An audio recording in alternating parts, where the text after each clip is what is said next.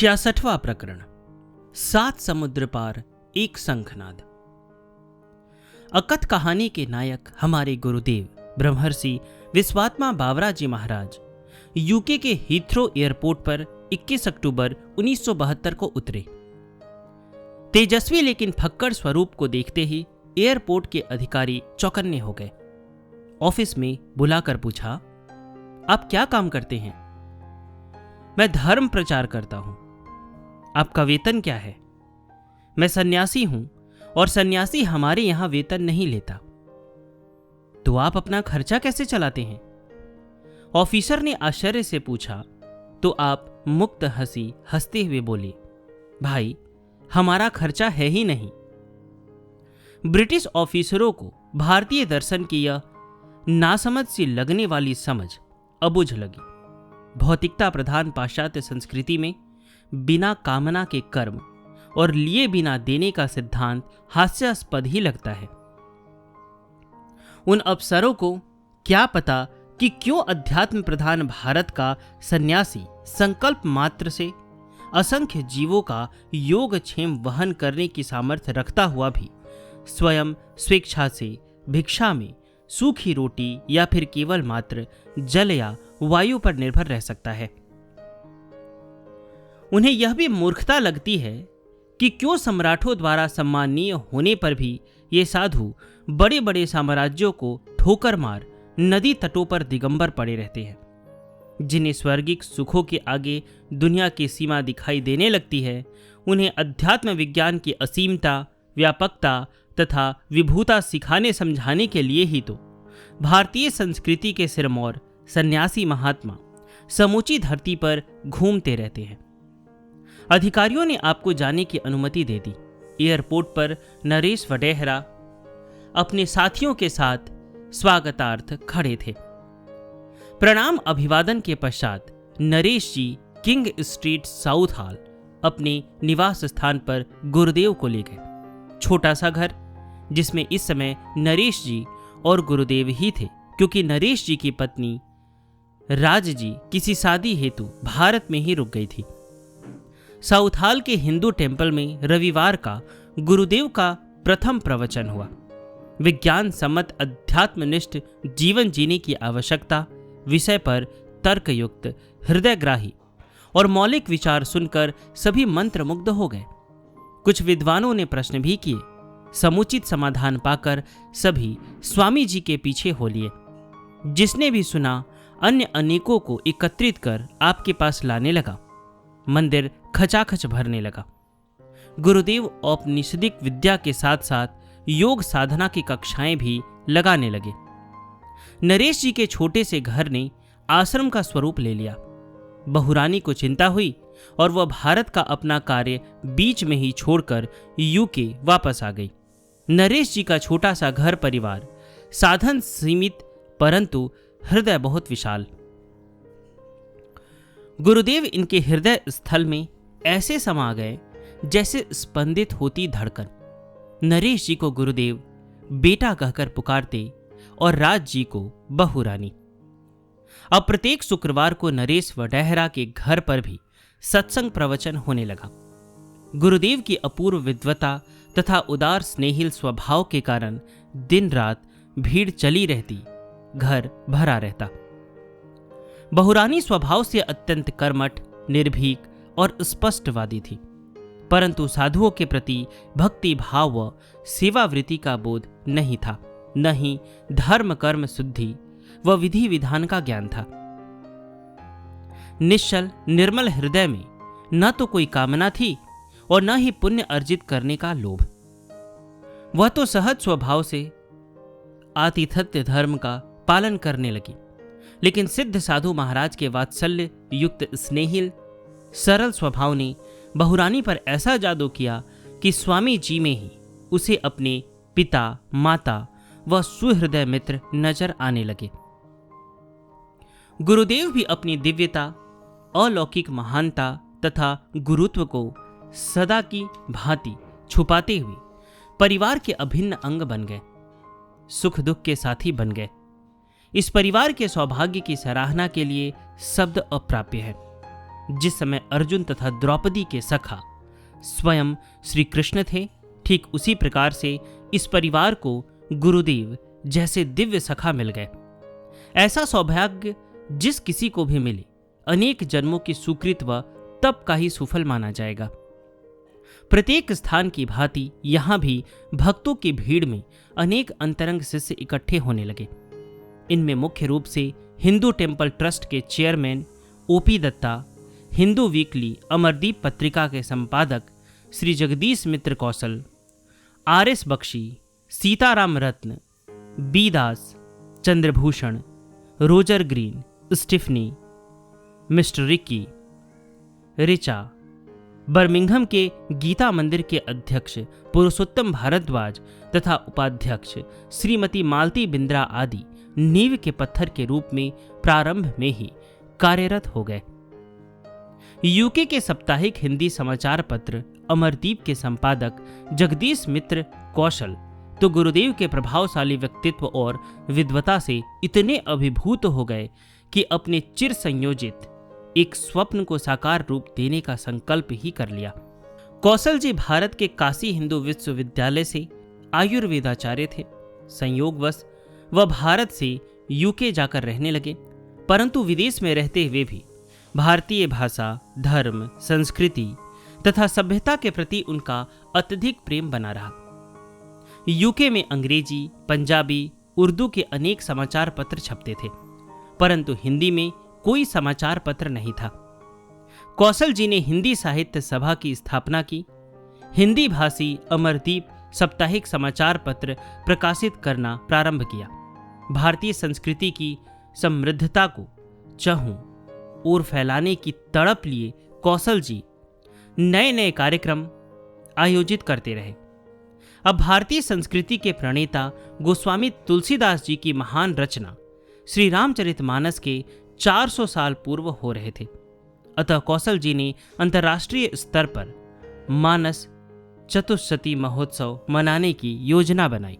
अंतर्राष्ट्रीय स्तर पर मानस चतुष्शती आयोजन की योजना को लेकर कौशल जी सन 1971 में भारत आकर तत्कालीन राष्ट्रपति वीवी गिरी जी से भी मिले थे। सन 1972 में पुनः भारत आकर विदेश मंत्रालय के उप सचिव श्री सिन्हा से भी मिले। यूके के भारतीय प्रतिनिधि विभाग तथा विभिन्न शहरों की धार्मिक संस्थाओं से संपर्क भी किया। इतनी दौड़ धूप करके भी कौशल जी निराश थे। उन्हें एक ऐसे विद्वान का अभाव खटक रहा था जो तत्वज्ञ हो और तुलसी साहित्य का मर्मज्ञ भी हो। इसके साथ साथ वह विद्वान यूके की जनता की भावनाओं को समझते हुए विज्ञान सम्मत विचारों के द्वारा आध्यात्मिक मार्गदर्शन करने में सक्षम हो, वह धन संग्रह की वृत्ति से दूर भी हो। कौशल जी ने जब गुरुदेव के ओजस्वी प्रवचन सुने तो वह आनंद विभोर हो उठे। गुरुदेव की प्रखर प्रज्ञा में इतिहास, पुराण, वेद, उपनिषद तथा अन्य सभी संप्रदायों का ज्ञान विज्ञान आश्चर्यजनक रूप से समाहित था। इसके साथ साथ आपकी अपूर्व निस्पृहता और सरल स्वभाव ने भी कौशल जी को चमत्कृत कर दिया।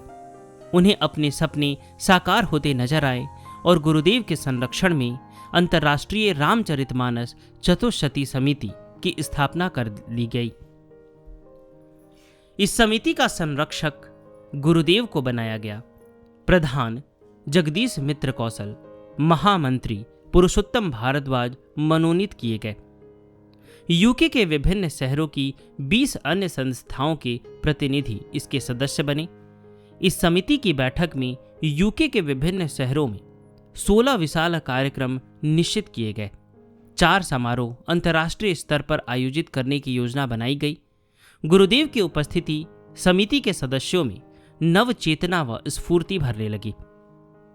मानस चतुष्शती का प्रथम विशाल समारोह डर्बी के हिंदू कल्चरल एसोसिएशन द्वारा मनाया गया। समारोह अभूतपूर्व रूप से सफल रहा। हजारों हथेलियों की तालियों की बारंबार ध्वनि के साथ गुरुदेव के प्रमुख वक्ता के रूप में 1 घंटे का प्रवचन हुआ। प्रवचन का विषय था श्री रामचरितमानस तथा वर्तमान मानव के लिए उसकी उपयोगिता। प्रवचन के बाद कौशल जी ने अपने भाव इस प्रकार प्रकट किए। स्वामी बावरा जी महाराज के व्याख्यान से हम सब आनंद विभोर हैं और आश्चर्यचकित भी। स्वामी जी को सुनने के बाद रामायण के प्रति अब तक की बनी हुई सभी धारणाएं बिल्कुल बदल गई है। हमारे लिए तुलसीदास जी और उनकी महत्वपूर्ण रचना को समझने के लिए यह प्रथम अवसर है। यूके की जनता में नई चेतना का जागरण हुआ है। आचार्य श्री के भारतीय जीवन विज्ञान, धर्म तथा संस्कृति की मौलिक व्याख्या ने यहाँ की जनता में स्वामी विवेकानंद जी तथा स्वामी रामतीर्थ जी की स्मृतियों को ताजा कर दिया है। उस समय बर्मिंघम का गीता भवन वहां के भारतीयों के लिए तीर्थ स्थान था। यहाँ के विभिन्न क्षेत्रों के स्कूलों, कॉलेजों के विद्यार्थी, प्रोफेसर तथा डॉक्टर इस मंदिर में आते रहते थे। इसी गीता भवन में गुरुदेव को आमंत्रित किया गया और आप वहां various principle of Hindu philosophy विषय पर बोले तो विद्यार्थी और प्रोफेसर आपको बार बार सुनने और अपने समाधान प्राप्त करने की लालायित हो उठे। गीता भवन के प्रधान पुरुषोत्तम भारद्वाज गुरुदेव से इतने प्रभावित हुए कि अनेक स्थानों पर कई आयोजन निश्चित कर दिए। हिंदू कल्चरल सोसाइटी ने 3 वीकली सरमन्स की घोषणा कर दी, जिसमें गुरुदेव के प्रवचन और प्रश्नोत्तर के भव्य कार्यक्रमों की योजना बनाई गई। बर्मिंघम में आर्य समाज की ओर से भव्य शताब्दी समारोह मनाया गया, जिसमें प्रमुख वक्ता के रूप में गुरुदेव ने आर्य और उसके द्वारा निर्मित समाज की रूपरेखा विषय पर उद्बोधन दिया। आपने स्वामी दयानंद जी के जीवन का उद्देश्य विश्व को आर्य बनाओ पर प्रवचन दिया।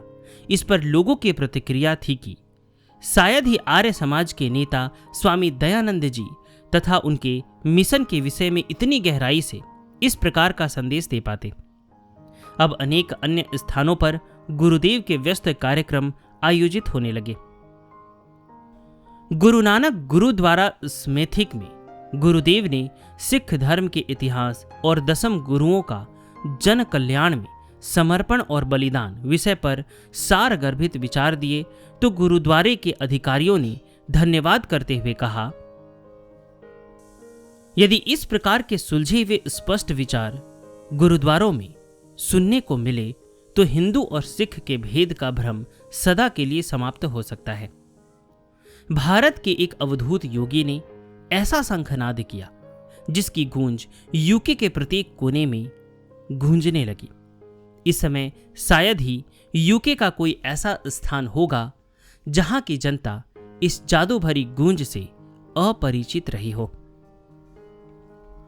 गुरुदेव ने हिंदू सेंटर ईस्ट हेम लंदन में और इलफोर्ड में प्रैक्टिकल योग की कक्षाएं भी ली।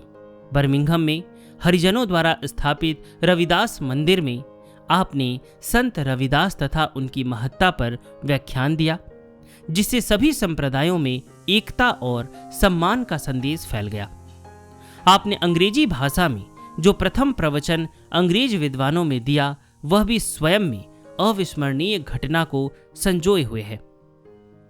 श्री रामचरितमानस की चतुष्शती समारोह का अंतर्राष्ट्रीय स्तर पर एक विशाल आयोजन इलफोर्ड कवेंट्री कैथेड्रल में आयोजित किया गया था, जिसमें आपका प्रमुख वक्ता के रूप में प्रवचन निश्चित था। हिंदुइज्म और वर्ल्ड कम्युनिटी विषय पर अंग्रेजी भाषा में आपको प्रवचन देना था, क्योंकि यहाँ पर सारा प्रवचन ही अंग्रेजी भाषा में देना जरूरी था। इसलिए प्रथम बार आपने अपने विचारों को डॉक्टर बख्शी के सुझाव पर अंग्रेजी भाषा में कागज के ऊपर लिखा और अपने साथ ले लिया। गुरुदेव ने हॉल में प्रवेश किया और अचानक पाया कि वह पेपर जिस पर आपने अंग्रेजी भाषा में आज का प्रवचन लिखा था, वहीं निवास स्थान पर ही छूट गया था। आपने समारोह के आयोजकों से कुछ क्षणों के लिए एकांत कमरा मांगा। थोड़ी देर के लिए आप बंद कमरे में ध्यानस्थ हो गए। हजारों की संख्या में प्रबुद्ध वर्ग के लोग भवन में बैठे थे। जैसे ही गुरुदेव ने अपने विषय पर बोलना प्रारंभ किया, हॉल में ज्ञान विज्ञान प्रसरित होने लगा और सन्नाटा छा गया। विभिन्न धर्मों के विद्वान और चर्चों के पादरी मंत्रमुग्ध हो सुनने लगे। आबधारा प्रवाह अंग्रेजी भाषा में बोलते चले गए। एक एक शब्द वहां बैठे श्रोताओं के अंतस में गहरी पैठ बनाता चला गया। 1 घंटे का प्रवचन समाप्त होते ही तालियों की गड़गड़ाहट से हाल प्रतिध्वनित होने लगा। अब श्रोताओं में से कुछ लोगों ने प्रश्न करने प्रारंभ कर दिए। प्रश्नोत्तर के बीच में ही एक महिला जो कट्टर कैथोलिक थी बोली, स्वामी जी, यह सारा ज्ञान पूर्व के लिए तो उचित है, परंतु पाश्चात्य देशों के लिए यह अव्यवहारिक है।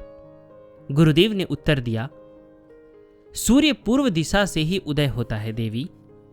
क्या तुम मुझे बता सकती हो कि पूर्व और पश्चिम कहां है? इस विज्ञान के युग में इतना तो तुम्हें पता होना चाहिए कि यदि पृथ्वी से 200 मील ऊपर चले जाओ तो पता चलेगा कि न तो कभी सूर्य उदय हुआ और न अस्त ही। पूर्व के विषय में यही कहते हैं कि जिधर से सूर्य उदय होता है वह पूर्व दिशा है। तुम्हारे यहां सूर्य किधर से उदय होता है? वह बोली, पूर्व से। यदि पूर्व का सूर्य तुम्हारे लिए प्रकाशप्रद है तो पूर्व का ज्ञान तुम्हारे लिए अंधकार में कैसे हो सकता है? कभी सौभाग्य से तुम्हारे देश में सूर्य उदय होता है तो तुम लोग विटामिन डी लेने के लिए नंगे बदन लेट जाते हो। जैसे पूर्व से उदय होने वाला सूर्य विटामिन डी देकर तुम्हारा जीवन पूर्ण करता है, वैसे ही पूर्व से उदय होने वाला यह अध्यात्म ज्ञान तुम्हारी अधूरी जिंदगी को पूर्ण करने के लिए ज्ञान का प्रकाश कर सकता है। वास्तव में ज्ञान विज्ञान यूनिवर्सल हुआ करता है, पर्सनल नहीं। ज्ञान सार्वभौम, सार्वकालिक और सार्वदेशिक होता है। उसका अनुसंधान कर कोई भी व्यक्ति ऋषि पद प्राप्त कर सकता है। वह ज्ञान विज्ञान किसी एक व्यक्ति विशेष या देश विशेष के लिए नहीं होता, वह तो मानव मात्र के लिए ग्राह्य और फलदायी होता है। इस पर वह महिला निरुत्तर हो अन्य प्रश्न करने लगी। इस प्रकार अंग्रेजी भाषा में दिया गया यह प्रथम प्रवचन इतना प्रभावशाली हुआ कि अंग्रेजी भाषी प्रवचनों की श्रृंखला अनवरत आगे से आगे बढ़ती चली गई। इसके पश्चात south hall, grammar technical school, UX bridge college तथा यूएक्स ब्रिज मिडएक्स में गुरुदेव ने प्रोफेसरों, डॉक्टरों तथा छात्रों को संबोधित किया। अब के ज्ञान विज्ञान से प्रभावित होकर बर्मिंघम के गीता भवन में भी 7 दिवसीय विशाल कार्यक्रम आयोजित किए गए, जिसमें आपने वैदिक सनातन धर्म संबंधित दर्शन, अवतारवाद, कर्मवाद और उसकी उपयोगिता आदि विभिन्न विषयों पर अनेक व्याख्यान दिए। स्लो में हिंदू कल्चरल सोसाइटी द्वारा 3 सप्ताह का कार्यक्रम आयोजित किया गया, जिसमें आपने प्रतिदिन श्रोताओं की मांग पर नए नए विषयों पर व्याख्यान दिए। इल्फोर्ड में विश्व हिंदू परिषद द्वारा मानस चतुर्शती का अंतर्राष्ट्रीय स्तर पर विशाल कार्यक्रम आयोजित किया गया, जिसमें आपने राम और रामायण विषय पर दार्शनिक दृष्टिकोण से युक्त जो विचार व्यक्त किए, उससे वहां की जनता को नई दिशा मिली।